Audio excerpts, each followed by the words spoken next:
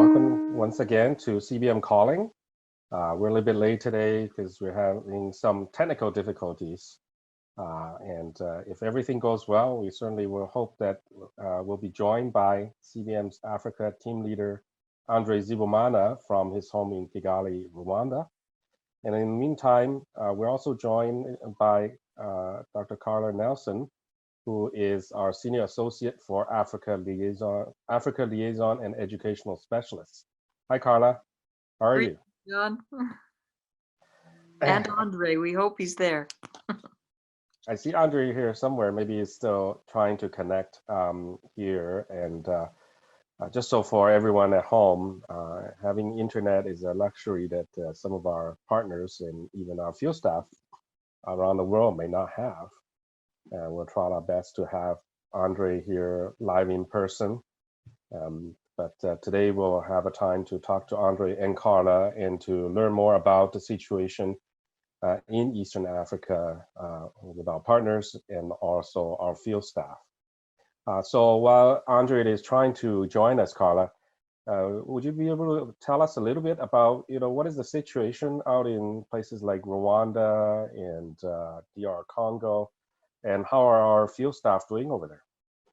Thank you, John. Yes, we have been able to stay connected through this time, which has been a gift, but sometimes the internet doesn't work on the exact minute that we had hoped it would.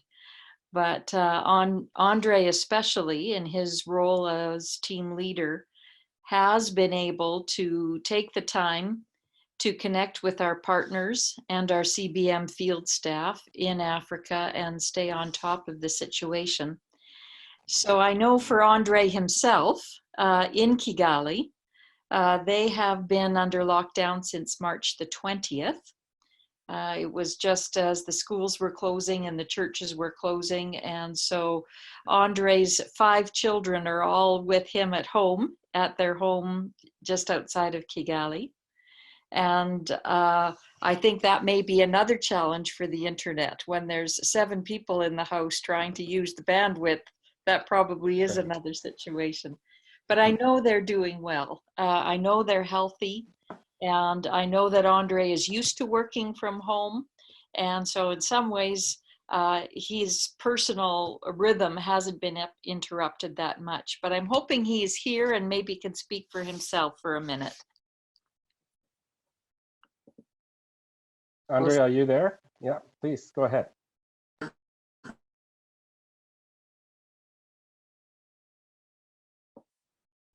Oh, I think we just lost him again, but maybe he'll try and come in.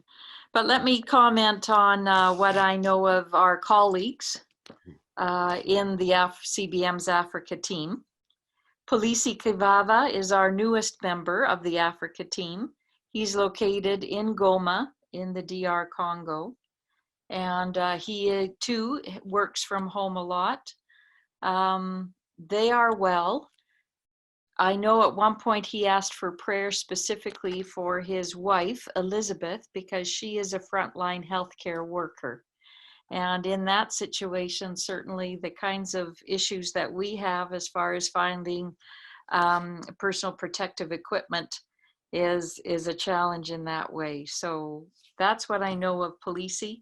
He stays in contact with our development officers from our partners, and we can talk about that in just a minute. But as far as Reverend Gato Munya Masoko and his family, they live in Gisenyi, which is in the northwest corner of Rwanda. Recently, just as recently as January, Gato began working with a new partner to CBM, a Baptist denomination in Goma, the Congo. So Gato has been commuting across an international border to go with his work with his partners in Goma. The border has been closed. So he is staying in touch via internet as well, but is working from home. All of his children are there with him, and they too are challenged to find internet bandwidth enough for, I think there may be 8 in their household at this point.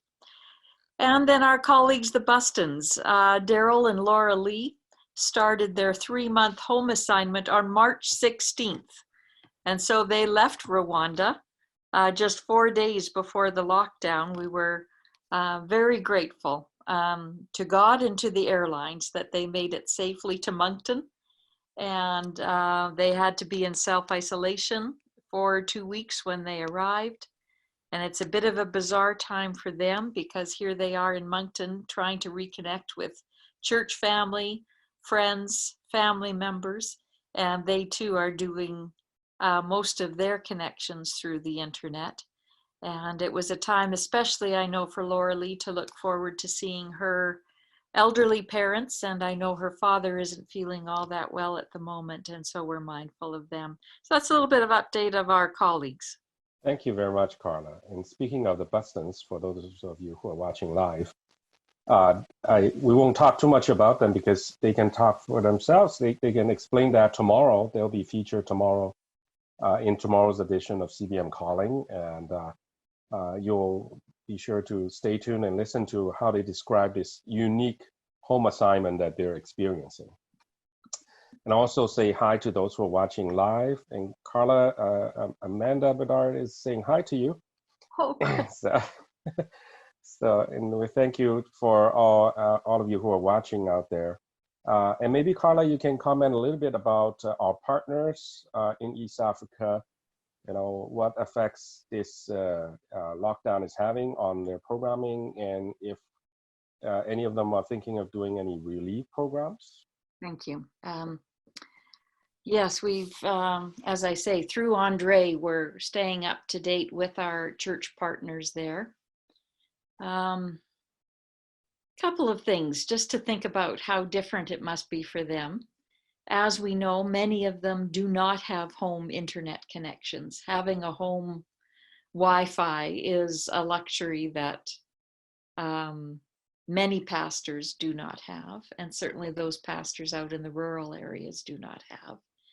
So for many of our partner churches, going to work every day was to go into a place that had internet and has connections. And much of what they did was from the central office.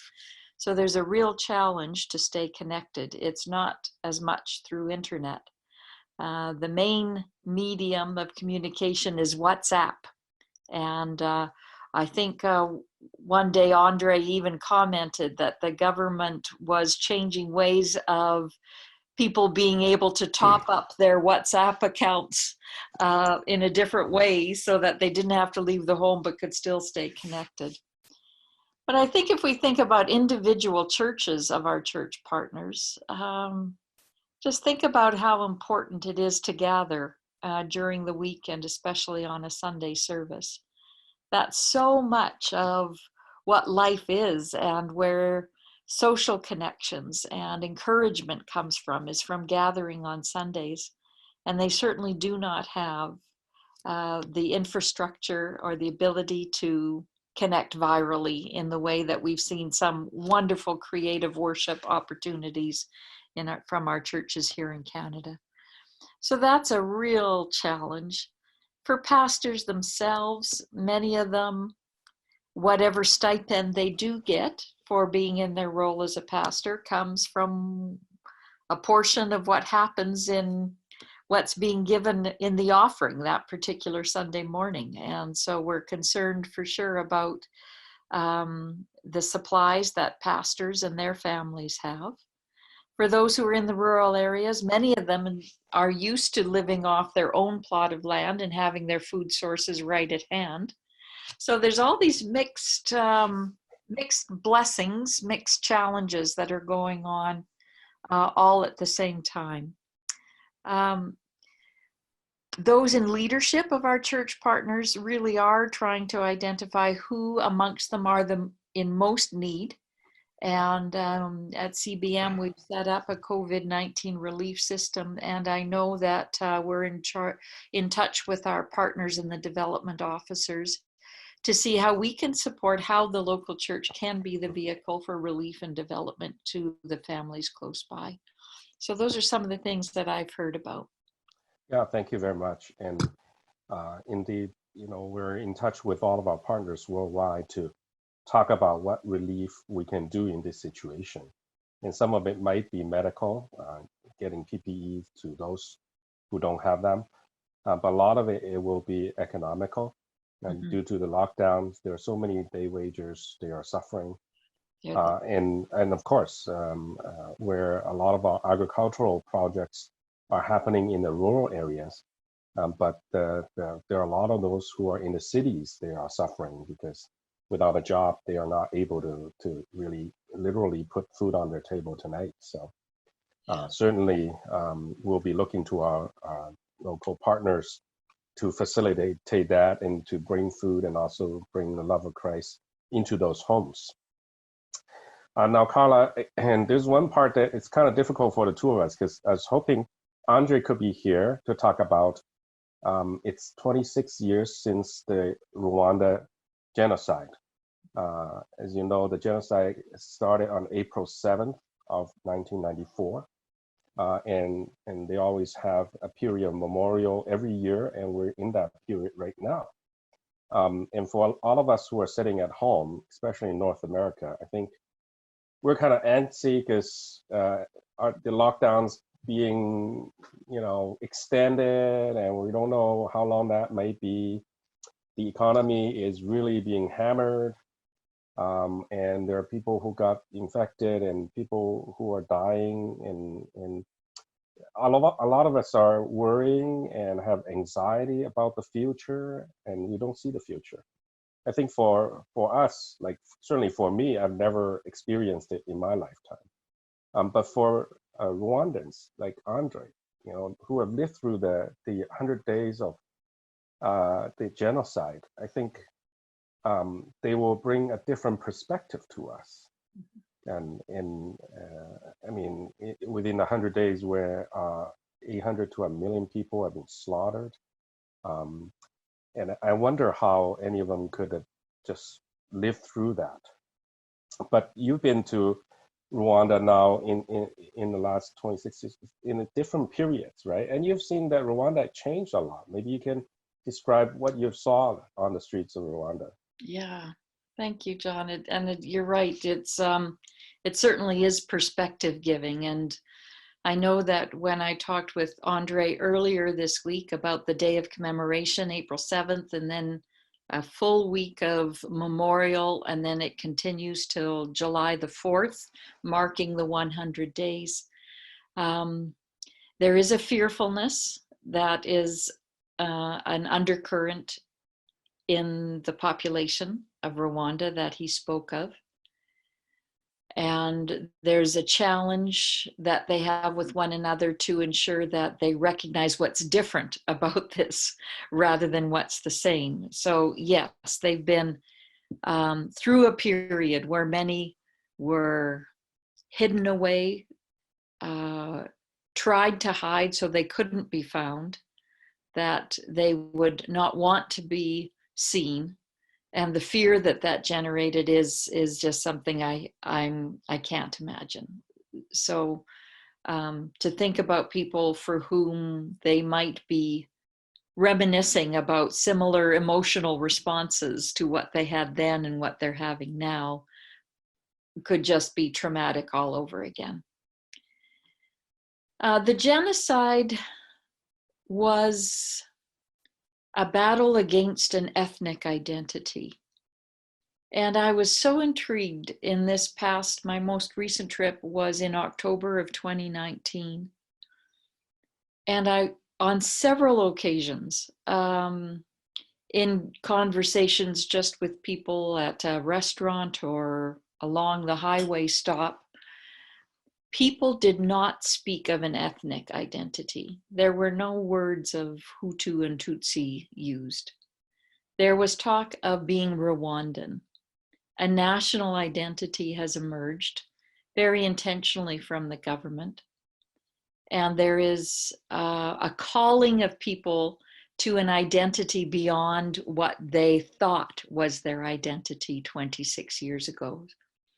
So there's a new rallying point for a Rwandan identity, and that Rwandan identity takes great pride in their country, takes great pride in caring for the land, So many environmental care program implementations have started.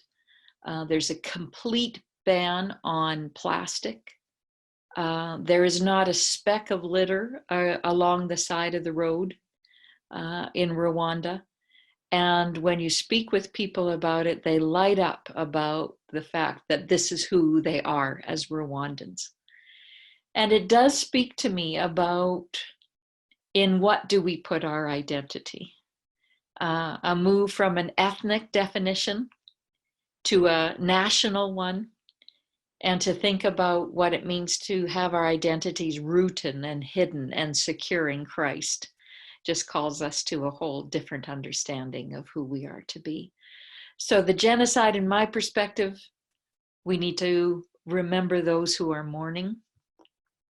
We need to ask God to protect them from feeling similar fears that they would have had, to give us perspective and to say, yeah, we'll get through this one as well.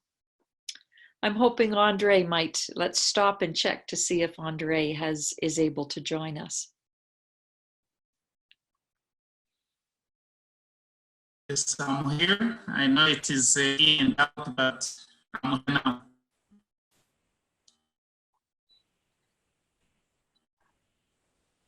Andre, can you hear us? Yes, I can hear you. Oh. Jonathan, or John, for you too have been in Rwanda and you were with us in October, and I'd like to ask you the same question you just asked me. Sure. What did you notice and Absolutely. what was your sense? Thank you. And I've been to Rwanda 2 times. And 2 years ago when I was there, then I was in the Rwanda, the genocide memorial, and going through it is a traumatic experience. Just going through the memorial, not being through the whole event. And I get the first thing that hit me is what it must have been like if you are part of that 100 days. It must be really dark, and it must be really just hopeless, feeling that this will never end, and the only way this ends is in our own death. But it really struck me that when you duck out from the memorial and into the city of Kigali and seeing a lot of newer buildings, people are hustling and bustling, and the economy for them is growing. And it's just 2 different worlds. And I'm really thinking, wow, this people is really resilient after what they have experienced only 26 years ago. They can come out from that and really not only recover, but stronger than ever before, right? And that was one of the reasons why I wanted to ask about that for Andre, because I think, we all feel a little hopeless. But just to give perspective, in Ontario, we're only been on lockdown for 28 days today. In Northern Italy, it's 53 days. And if you're from Wuhan, the lockdown lasted 76 days until they reopened April 8th. So nothing of that approaches the 100 days. And yet, even if you have gone through the atrocities in Rwanda, that 100 days, it's 26 years later. It's a brand new world, and the people are stronger. And I think that if there's a message that Rwanda brings us, Andre can bring us, is to say there is a lot of hope. Sure, it's going to get longer. It's not going to end today, the crisis, but I think there's a lot of hope looking forward, that we can get through this, and certainly by God's grace, I think we will. If Andre is here, we'll ask him about prayer items. If not, Carla, maybe you can also step in to let us know, how can we pray for our African friends?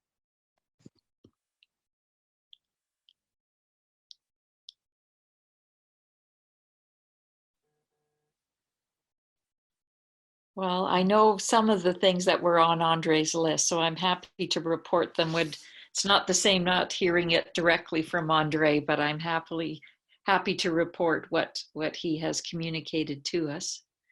I think at the top of his list, well, I know at the top of his list is that we just pray that the spread of the virus will stop, that somehow this will come to an end. And in the meantime, we pray that the most vulnerable will be protected. If the virus can, if its spread can be slowed,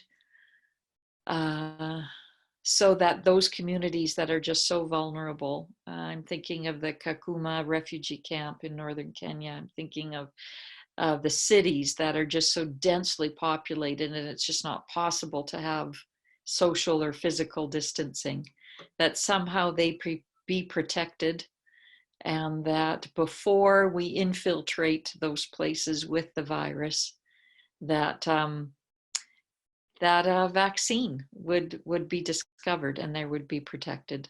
Those are, I know, some things that are on Andre's list, and Andre has popped back in, and maybe he can keep going on the list before I do. Let me pause to see if he's able to connect. Well, I think you represented my mind as we share every week, Carla. So just to keep me praying for those communities who have different vulnerabilities that may not help them really to prevent disease. But so, oh, I know he was just. Yeah, I think we really need to bring Andre back at another time. Yeah. And we'll try to see when the technology will work better, or even in a recording.